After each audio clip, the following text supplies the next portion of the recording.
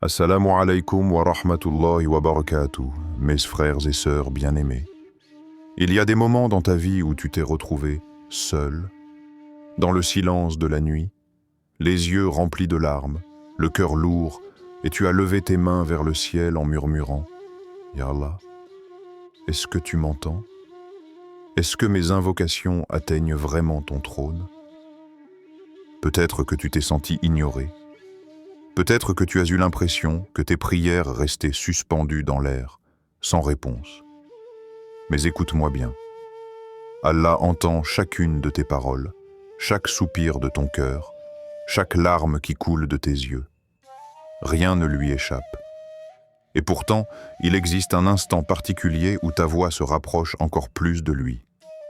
Un moment si intense que le ciel s'ouvre et que ta supplication trouve un chemin direct vers son infinie miséricorde. Cet instant, c'est quand ton front touche la terre, dans le soujoud. Et ce que je vais partager avec toi aujourd'hui n'est pas un simple conseil. Ce n'est pas une belle phrase spirituelle. C'est une clé cachée, un secret puissant, capable de transformer ton destin si tu décides de l'appliquer avec sincérité. Alors, frère, sœur, écoute attentivement. Reste jusqu'à la fin, parce qu'une surprise t'attend. Quelque chose qui pourrait bien devenir un tournant dans ta vie spirituelle, un rappel que tu n'oublieras jamais. Avant d'aller plus loin, laisse-moi t'inviter à poser une action simple, mais importante. Abonne-toi dès maintenant à cette chaîne. Parce qu'ici, nous ne faisons pas que parler de foi, nous l'activons, nous la transformons en force, nous la vivons ensemble. Commente sous cette vidéo par une phrase ou un mot qui traduit ton état d'esprit en ce moment. Peut-être espoir, peut-être tawakkul, peut-être Allah est mon refuge. Écris ce que ton cœur ressent.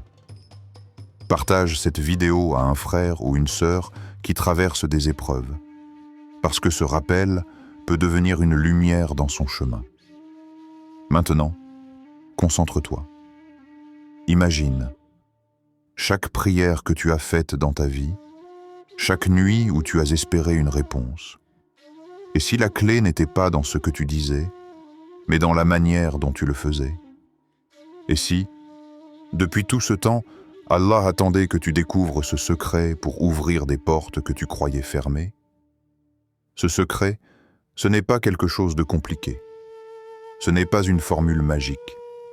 C'est une pratique que le prophète a enseignée, un moment de proximité extrême, un instant où tu peux déposer ton cœur brisé aux pieds de ton Seigneur, et où lui, dans son infinie miséricorde, t'élève au-dessus de tes difficultés. Alors je te demande une chose. Sois attentif, ne lâche pas, écoute chaque mot. Car parfois, une seule phrase peut allumer une lumière qui change toute une vie. Imagine avec moi. Tu es en pleine prosternation, le monde entier disparaît, les bruits s'effacent, il n'y a plus que toi et Allah. Ton front touche le sol, ton cœur se vide de ses peurs, et à cet instant, tu prononces une invocation avec conviction. Ce n'est plus un simple souhait, ce n'est plus une supplication fragile. C'est une certitude. Une parole qui monte vers le ciel comme une flèche de lumière. Parce que tu l'as prononcée au moment où ton âme était la plus proche de son Créateur. Est-ce que tu peux ressentir ce frisson? Cette intensité?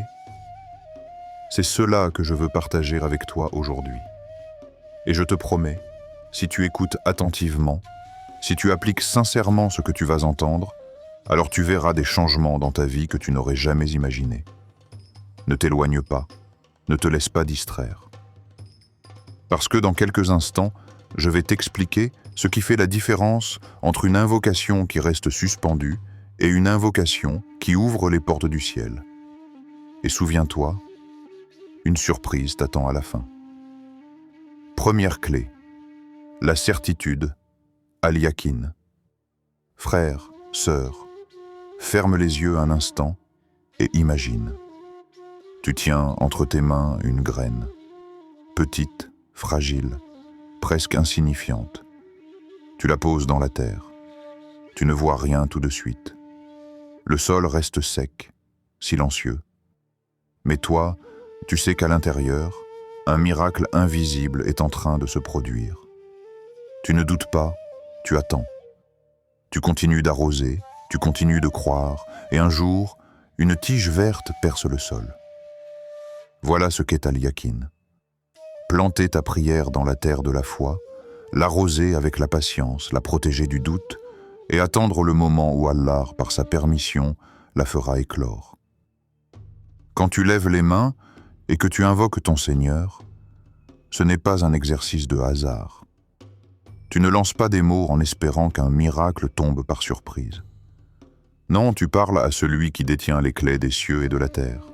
Tu parles au Tout-Puissant, celui qui dit à une chose « sois », et elle est al-Yaqin. C'est cette conviction intérieure, absolue, qu'Allah écoute, qu'Allah peut et qu'Allah agit. La foi sans fissure. Le prophète a dit « Invoquez Allah en étant convaincu qu'il vous répondra. Sachez qu'Allah n'exauce pas l'invocation provenant d'un cœur inattentif et distrait. » Rapporté par At-Tirmidhi.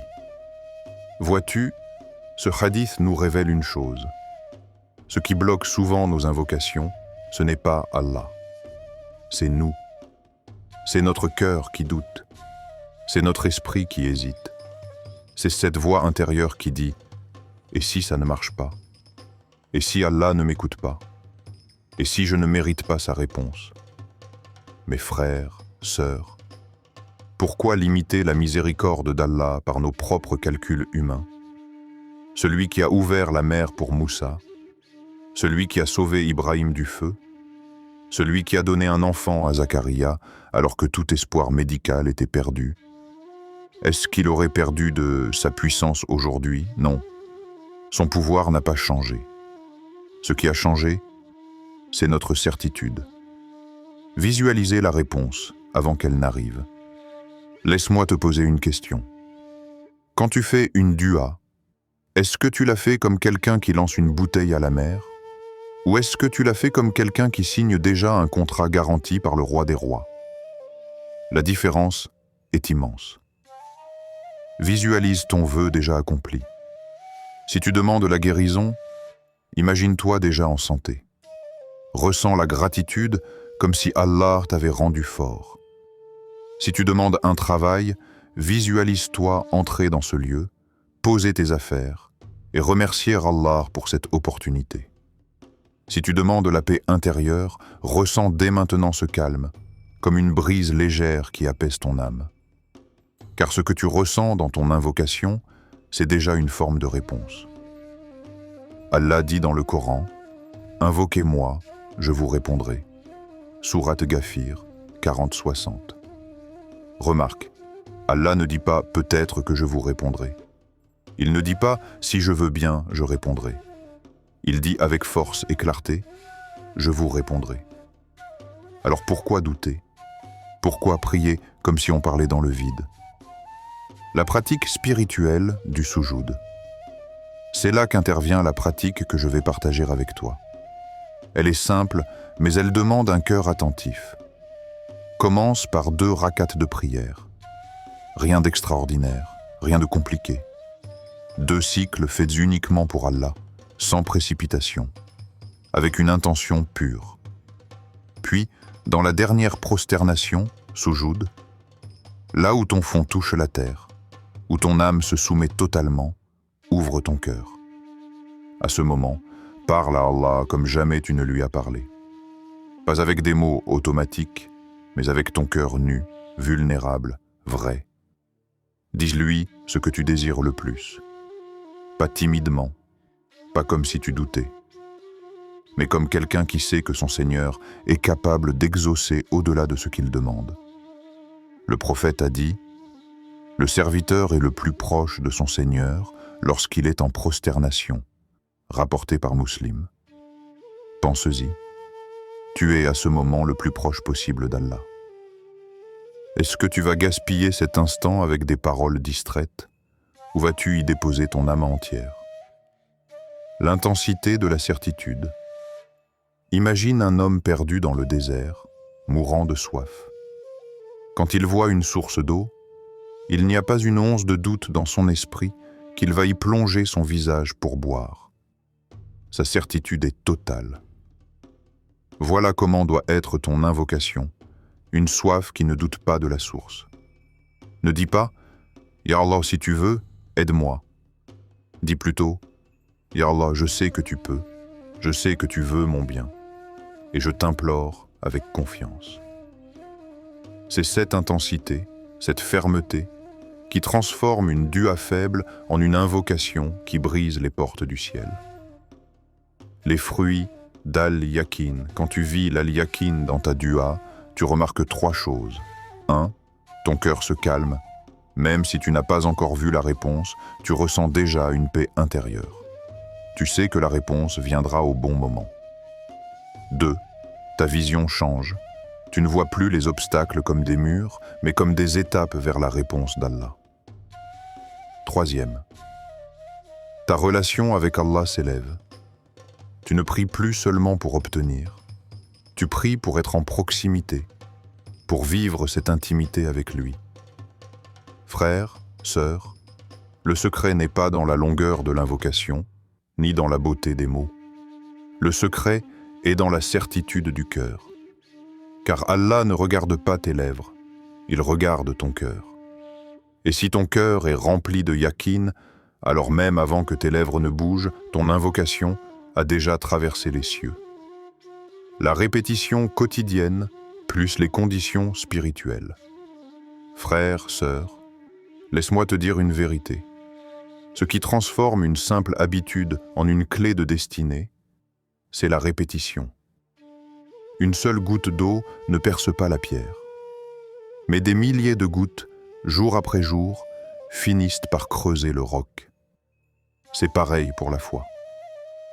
Une seule invocation est précieuse, mais une invocation répétée avec constance devient une force qui brise les portes invisibles et ouvre les chemins que tu croyais bloqués. Le matin, commencez ta journée avec Allah. Dès que le fajr se termine et que le soleil n'a pas encore embrasé le ciel, il y a un calme unique dans l'univers. Le monde se réveille, mais les anges, eux, témoignent de tes invocations. Imagine, ta voix monte avec l'aube et elle est portée dans les cieux. C'est à ce moment-là que tu dois t'asseoir, fermer les yeux et répéter cette invocation 100 fois. Pas comme une récitation machinale, mais comme une respiration de ton âme. Chaque répétition est une graine. Chaque mot est une flèche de lumière. Chaque souffle que tu poses dans ton invocation est comme une signature adressée à ton Seigneur. Dis-toi, aujourd'hui, je commence ma journée connectée à Allah. Avant d'aller chercher ma subsistance, avant de courir après mes responsabilités, je dépose mon cœur auprès de celui qui détient tout ce dont j'ai besoin. C'est ainsi que tu verras la différence. La journée prend une autre couleur. Les problèmes semblent plus petits. Les décisions deviennent plus claires. Car ton cœur a déjà bu à la source avant même que les épreuves ne commencent. Le soir, finir la journée avec sérénité, et le soir, après Maghrib ou Isha, le monde ralentit. Les bruits s'apaisent, les corps se fatiguent, mais les âmes, elles, cherchent un refuge. C'est ton moment. Assieds-toi ou mets-toi en prosternation et répète encore cette invocation 100 fois. Imagine que ta journée est comme un livre. Chaque page a été écrite par tes actions, tes paroles, tes choix. Et le soir, avant de fermer le livre, tu scelles tes pages avec l'encre de cette invocation. Comme une lumière qui recouvre les erreurs, qui éclaire les moments sombres et qui envoie tes prières vers le ciel avec une force nouvelle. Ce rituel du matin et du soir, frères, sœurs, ce n'est pas une contrainte. C'est un cadeau que tu offres à ton âme. Un moment où tu dis à Allah, « Ya Rabbi, ma journée commence avec toi et elle se termine avec toi. » Attention au piège de la mécanique, mais prends garde. Car ce rituel peut perdre sa valeur si tu le réduis à une simple récitation de mots. Il ne s'agit pas de répéter comme un disque rayé. Il s'agit de vivre chaque mot. Lorsque ta langue prononce, ton cœur doit vibrer. Lorsque tes lèvres bougent, ton esprit doit imaginer. Chaque répétition doit être comme une conversation intime avec Allah. Imagine-toi parler directement avec ton Seigneur, comme un enfant qui se confie à son Père avec confiance et innocence. Imagine que tes mots montent, que les anges les portent et que la réponse est déjà en train d'être préparée pour toi. Les conditions spirituelles, l'attitude qui change tout. Il ne suffit pas de répéter. Il faut répéter avec un état d'esprit particulier. Écoute bien ces 3 conditions, car ce sont elles qui donnent à ton invocation sa force réelle. 1. La patience, sabre. Ne t'attends pas à ce qu'Allah te donne tout immédiatement. L'invocation est une graine, et une graine a besoin de temps. Celui qui arrache la graine de la terre pour vérifier si elle pousse ne verra jamais de fruits. Laisse-la grandir dans le silence de la foi. 2.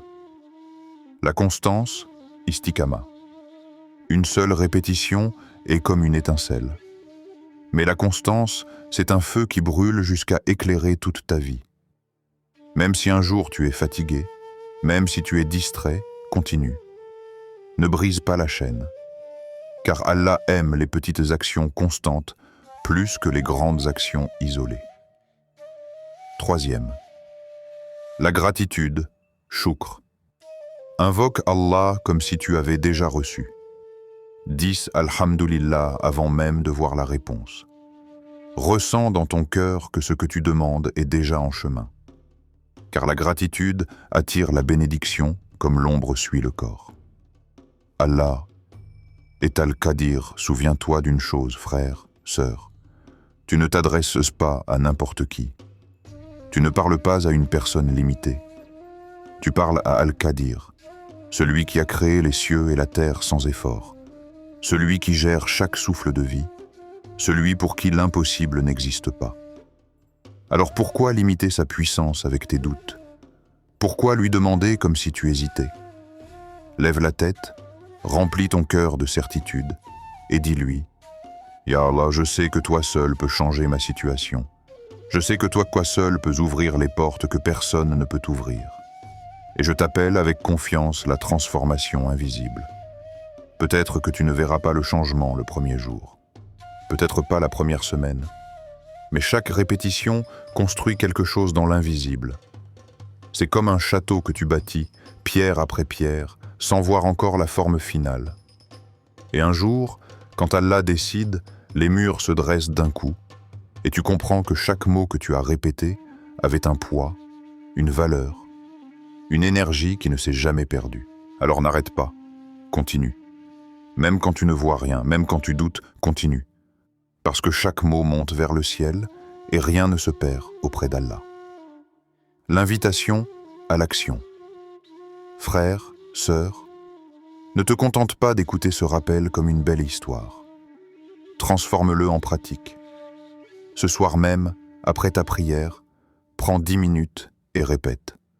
100 fois, ressens, visualise, remercie. Demain matin, recommence. Et le soir d'après, encore. Fais de cette répétition ton arme, ton refuge, ton secret avec Allah. Tu verras, un jour tu regarderas en arrière et tu diras: c'est à partir de ce moment que ma vie a changé. Frère, sœur, ce que tu viens d'entendre ne doit pas rester une belle idée dans ton esprit. L'islam n'est pas une théorie qu'on garde dans un coin de son cœur. C'est une pratique vivante, un chemin qu'on marche chaque jour. Alors je t'invite, pas demain, pas la semaine prochaine, mais cette semaine même, à essayer ce rappel. Prends un soir, fais 2 rak'at, mets ton cœur dans cette prière, et dans ta dernière prosternation, prononce ton invocation. Pas comme une simple phrase récitée, mais comme un cri sincère, une confidence intime entre toi et ton Seigneur. Ouvre ton cœur, et dis-lui ce que tu désires le plus. Et ensuite, observe. Regarde comment Allah va déposer des signes, des ouvertures, des apaisements dans ton quotidien. Je ne te promets pas que tout va changer du jour au lendemain, mais je peux t'assurer d'une chose. Si tu essayes avec sincérité, tu ne resteras pas le même. Parce qu'une seule prosternation, faite avec tawakkul, avec conviction, peut transformer plus qu'un mois de prière faite machinalement. Et si tu vises une transformation, si tu vois un signe, une ouverture, un soulagement après avoir pratiqué, alors je t'invite à partager ton témoignage dans les commentaires. Pourquoi ? Parce que ton expérience peut être une lumière pour ton frère, pour ta sœur qui traverse une épreuve. Peut-être que ta parole sera la motivation qu'il ou elle attendait pour se relever, pour reprendre confiance en Allah, pour raviver son tawakkul. Et si tu n'as pas encore expérimenté ce changement, écris tout de même une phrase, un mot, une intention. Dis par exemple, je vais essayer cette pratique, ou encore, je crois en la miséricorde d'Allah. Car écrire, c'est déjà poser une intention, et une intention sincère attire déjà la baraka. Ne garde pas ce rappel pour toi. Partage-le avec une personne que tu aimes. Peut-être un ami, une sœur, un frère, un parent qui a besoin de retrouver l'espoir. Tu ne sais jamais. Ce simple partage pourrait être la cause de son soulagement, de sa guidance. Et toi, tu récolteras la récompense auprès d'Allah, car le prophète a dit « Celui qui indique un bien aura la même récompense que celui qui l'accomplit », rapporté par Muslim. Alors imagine, simplement en partageant, tu pourrais multiplier ta récompense à l'infini. Frère, sœur, retiens bien ceci. Tu n'es jamais seul. Même dans tes nuits les plus sombres, Allah est là. Même dans tes épreuves les plus lourdes, Allah t'entend. Même dans tes larmes silencieuses, Allah voit. Il connaît ton cœur mieux que toi-même. Tu as été créé pour marcher sur un chemin guidé par la foi, la patience et la sérénité. Et si parfois ce chemin semble difficile, souviens-toi que chaque pas que tu fais vers Allah, il en fait 10 vers toi. Chaque fois que tu l'invoques, il t'écoute. Chaque fois que tu t'abaisses devant lui en sous-joue, il t'élève dans l'invisible. Alors aujourd'hui, fais ce choix. Choisis de croire, choisis de répéter, choisis de persévérer. Parce que ton Seigneur n'abandonne jamais celui qui place sa confiance en lui. Qu'Allah, dans sa générosité, ouvre pour toi les portes de sa miséricorde. Qu'il exauce tes invocations, même celles que tu n'as pas su prononcer. Qu'il remplisse ton cœur de paix, qu'il transforme tes épreuves en élévation, et qu'il fasse de toi un serviteur ou une servante au cœur solide, confiant, et plein de tawakkul. Amen. Amen. Et avant de terminer, je t'invite une dernière fois. Abonne-toi à cette chaîne pour ne pas manquer les prochains rappels qui viendront nourrir ton âme. Active la cloche pour que chaque rappel soit comme une lumière déposée dans ta journée. Et rejoins la famille du tawakkul, cette communauté qui avance avec foi, persévérance et sérénité. Car ici, on ne fuit pas les épreuves, on avance, main dans la main avec Allah.